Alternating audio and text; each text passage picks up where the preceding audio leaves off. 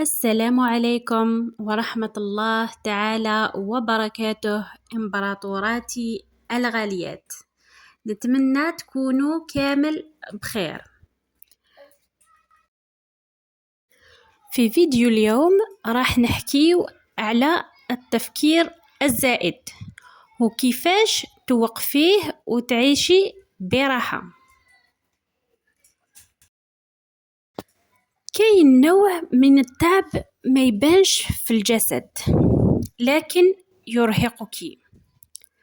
كل يوم تخمي وتخمي وتخمي، تخمي في الماضي، تخمي في المستقبل، تخمي في كلام الناس، وتخمي في كل حاجة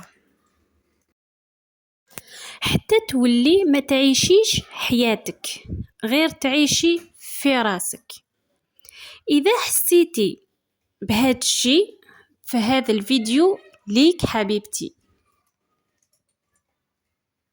إذا كنت تعاني من التفكير الزائد فهذا الشيء ماشي معناته أنك إنسانة ضعيفة، بالعكس غالبا لأنك إنسانة واعية بزاف.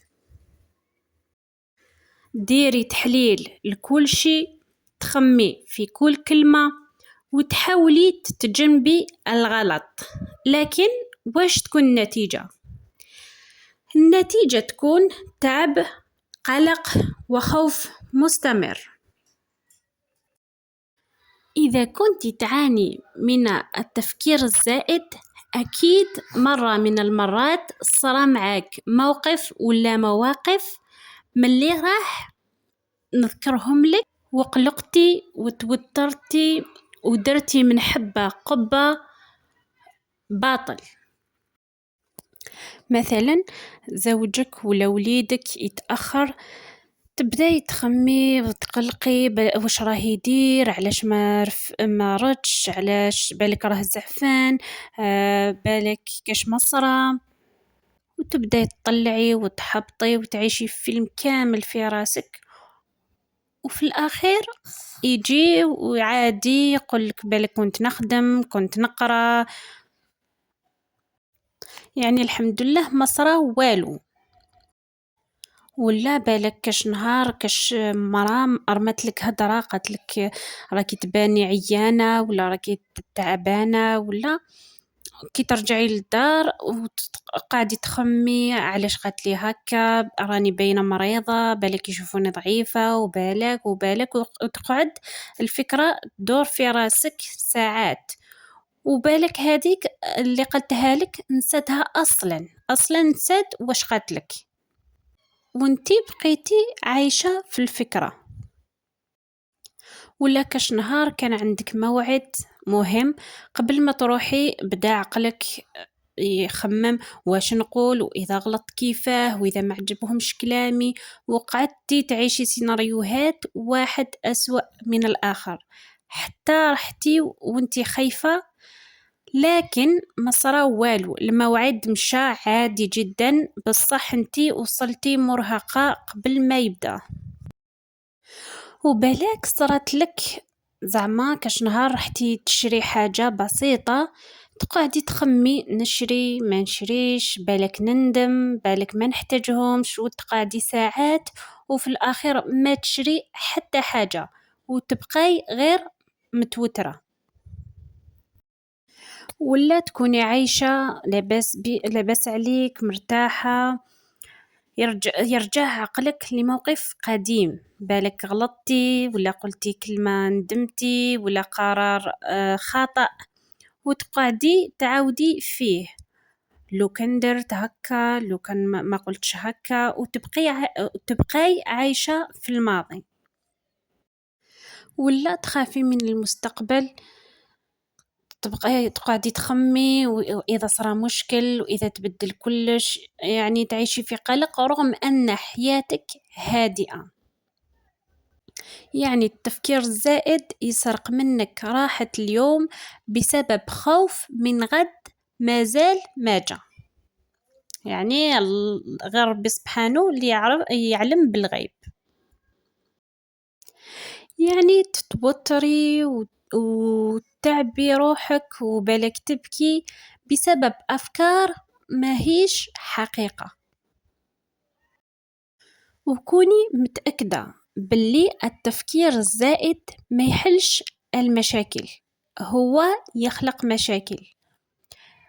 وكوني متأكدة بلي 80% من الأشياء اللي تخافي منها ما ريحاش تصرى أصلا، لكنك تعيشيها وكأنها صرات. علاش نعانو من التفكير الزائد أو علاش نخمو بزاف؟ أولا لأنك تحبي تسيطري على كلش، تحبي كل حاجة تكون واضحة مضمونة بدون مفاجآت، لكن نسيتي بلي الحياة ما فيهاش ضمانات. ثانيا لأنك تخافي من الألم، تخمي باش تتفادي الوجع لكن راكي تعيشيه مسبقا. ثالثا لأنك ما تعودتيش تعيشي اللحظة، دايما تعيشي إما في الماضي واش صرا، إما في المستقبل واش راح يصير، وننساو باللي الماضي خلاص راح واللي صرا ما نقدروش نبدلوه. أما المستقبل غير ربي سبحانه اللي عالم به، وإذا ربي كتب حاجة تصرى كوني أكيدة أنها سوف تمر بلطف. ربي سبحانه لطيف بعباده، يعني لطف الله يسبق أي حاجة راح تصرالك. يعني أكيد في الماضي صراتلك حاجة كنتي زعما تخمي بلي لو كانت تصرالك حتموتي ولا راح تهبلي ولا، بصح هي صرات وجازت وتجاوزتيها. كيفاه تجاوزتيها يعني بلطف الله سبحانه وتعالى، لأن لطف الله يسبق. والآن نجو للحلول، كيفاش نتخلصوا من التفكير الزائد؟ الحل الأول هو أنك تفرقي بين الفكرة والحقيقة.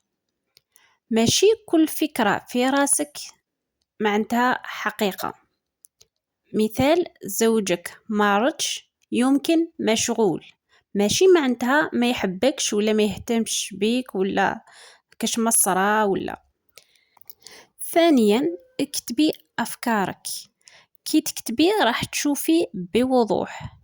مثال زعما تكتبي أنا خايفة خاطر هكا وهكا وهكا، لكن الواقع يقول هكا وهكا وهكا.